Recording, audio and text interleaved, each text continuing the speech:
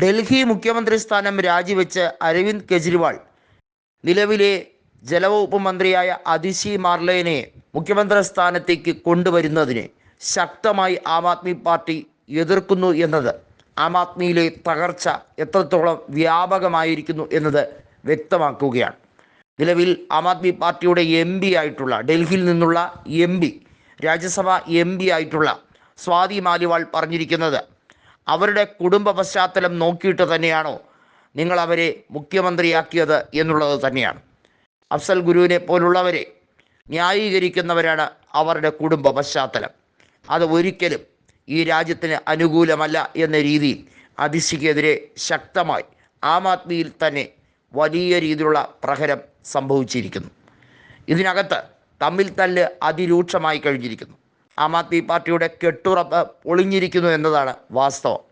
BJPയെ സഹായിച്ചൊടുവിൽ ആം ആദ്മിക്ക് അവരുടെ തന്നെ പാർട്ടി സംവിധാനം കുളം തോണ്ടുന്ന അവസ്ഥയിലേക്ക്, സ്വയം കുഴിച്ച കുഴിയിൽ ചെന്ന് വീഴുന്ന അവസ്ഥയിലേക്ക് എത്തി നിൽക്കുകയാണ്.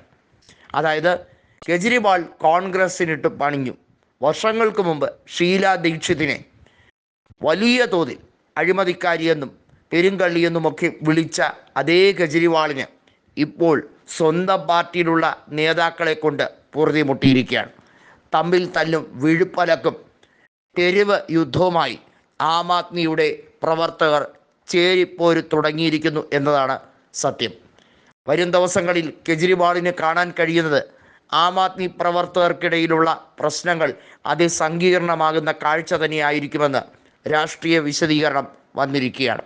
അതുമാത്രമായിരിക്കില്ല, ആം ആദ്മി പാർട്ടിയുടെ പ്രവർത്തനം നോക്കിയാൽ ഉടനീളം നിങ്ങൾക്ക് കാണാൻ കഴിയുന്നൊരു കാഴ്ചയുണ്ട്. ആം ആദ്മി ഉദയം ചെയ്ത അന്ന് മുതൽ ഇന്നേ വരെ കോൺഗ്രസിനെ തകർക്കുക എന്നതാണ് അവരുടെ ലക്ഷ്യം. അതിനുവേണ്ടി ഏത് പ്രവർത്തനത്തിലും അവർ ഏർപ്പെടും. 2014 നരേന്ദ്രമോദി വൻ ഭൂരിപക്ഷത്തോടെ അധികാരത്തിൽ വന്നതിൽ മുഖ്യ കാരണക്കാരൻ അരവിന്ദ് കെജ്രിവാൾ തന്നെയായിരുന്നു. അതിൽ ഒരു പ്രധാന പങ്ക് വഹിച്ച നേതാവ് തന്നെയാണ് എന്ന് സസൂക്ഷ്മം നിരീക്ഷിച്ചാൽ പറയാൻ കഴിയും.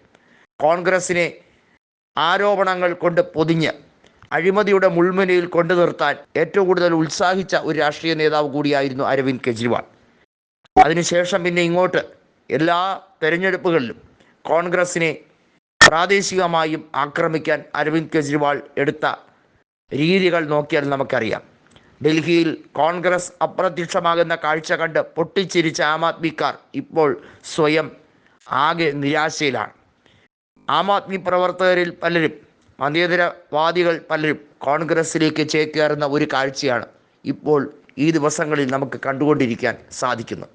ഇതിൽ തന്നെ നിരവധിയായിട്ടുള്ളവർ BJPയിലേക്ക് പോകും എന്ന റിപ്പോർട്ടുണ്ട്. ആം ആദ്മിയിലെ MLAമാരിൽ പലരും BJPയിലേക്ക് പോകാൻ വേണ്ടി ശക്തമായി നിൽക്കുന്നു. ഇതോടുകൂടി ആം ആദ്മി പൊട്ടിപ്പൊളിയുകയും തകരുകയും ചെയ്യുകയും കെജ്രിവാൾ വഴിയാധാരമാകും എന്നുള്ളതിന് യാതൊരു സംശയവുമില്ല. IRS ജോലി ഉപേക്ഷിച്ച് രാഷ്ട്രീയം കളിക്കാനിറങ്ങിയ കെജ്രിവാളിന് 8ൻ്റെ പണിയായിരിക്കും കാത്തിരിക്കുക എന്നുള്ളത് വ്യക്തമായി കഴിഞ്ഞിരിക്കുന്നു.